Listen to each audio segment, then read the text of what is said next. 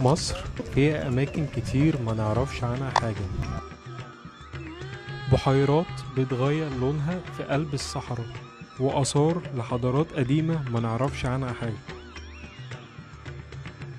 وطبيعة خلابة في البحر الأحمر لأماكن هي الأجمل في العالم.